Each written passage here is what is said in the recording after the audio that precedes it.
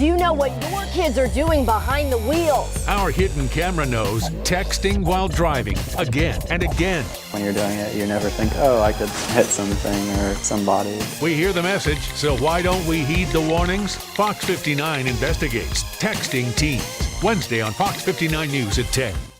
Teens, texting, and driving.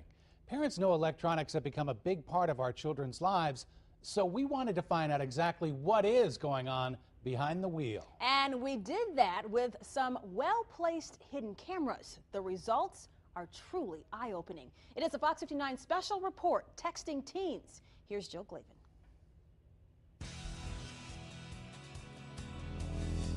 It takes just a second, an instant to go from fun and games, life as a typical teen, to a much different reality. A split second can change your life. To be a teenager means staying connected, not missing one moment, never leaving your phone behind. Glued to his hand, I guess you might say. Have you told all your friends yet? Joe Stricker is your typical dad, talks to his teenage son, keeps an eye on him. What's he really doing behind the wheel? As a parent, you can never be quite sure.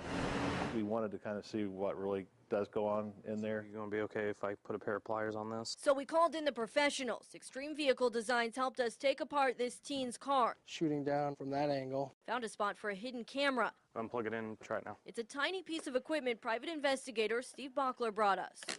I'm not going to be surprised if they're texting and driving. There, that's perfect.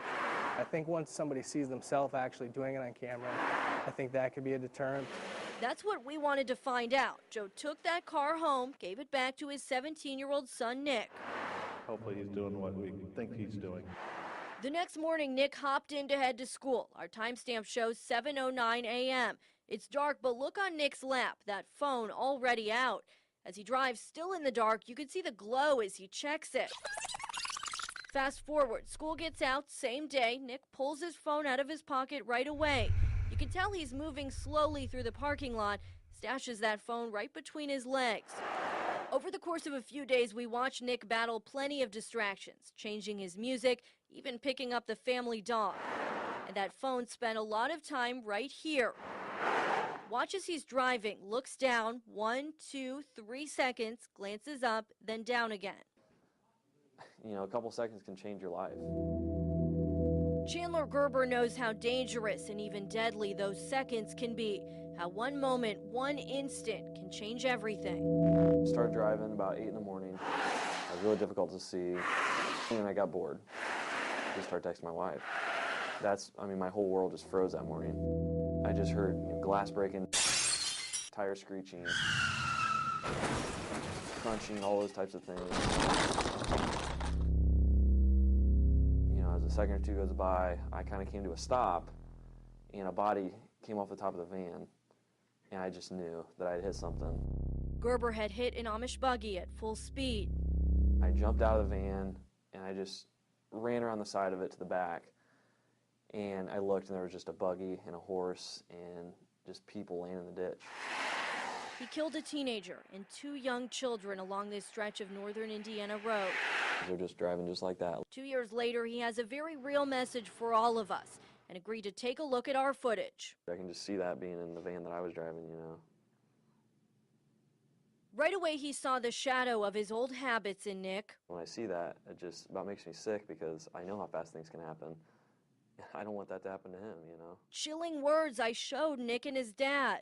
I don't want that to happen to him, you know. Have you thought about it like that before? No.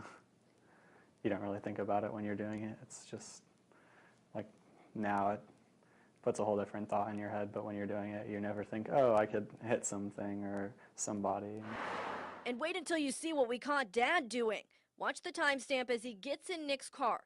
Right after he watched that crew spend hours installing our hidden camera, just 1 minute and 8 seconds later, Joe is already breaking his own rule. It's funny that you still do it. I knew the camera was even there. It's bad habits for anything. I mean, it really is. 0.2 of a second can cause problems for anybody. But what about the law? A lot of what these two are doing is perfectly legal. Talking on your phone in Indiana, we all know that's just fine. Using your GPS, that's okay too. Texting while you're stopped at a light, no problem. You could even be playing a game on your phone. It's when you're moving and you type, send, or even read a text or email that you're breaking the law. If you use the voice function in your phone instead of typing, though, then you're in the clear. Still, as he lives with the pain of his own accident, Gerber knows that even being legal can be deadly. It doesn't matter how long you've been driving, how long you've been texting, how good you are at texting. Things happen. Consider this, the average crash happens just 3 seconds after a driver is distracted. Plenty of drivers we found spend way longer with their eyes off the road. As for Nick, this was a real eye-opener to those little habits, like all the time he spent with his phone in his hand. I never realized I do that. Security blanket. It's always my right hand, too. An unexpected and powerful wake-up call for Joe, too, that no matter the temptation, no matter how urgent it seems, one little sound, 1 second. It's just 1 second away from disaster. Seeing this stuff, it definitely makes a difference. The bottom line is we don't have a solution to this problem yet, and there aren't many people like Chandler who are willing to speak out. He hopes you'll listen to his message and remember what Nick and Joe learned here.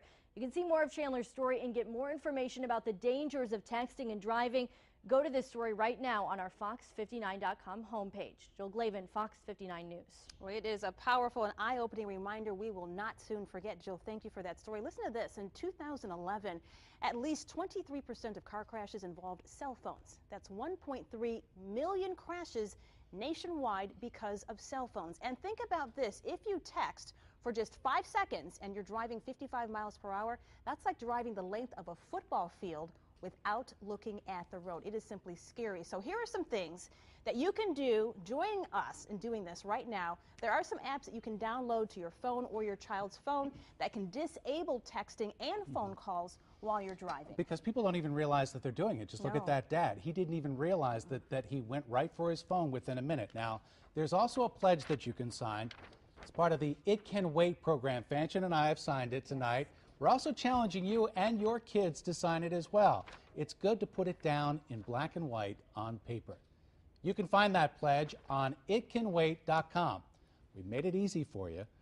We've linked it up to fox59.com. So go ahead, go there right now, print it out, sign that pledge, and try to become part of the solution. And if it's a difficult thing, I know what I do personally, I take my phone and put it in the back seat. That way I can't get to it. Absolutely. It's just not worth the risk. Nope, it can wait, like they say. Yes.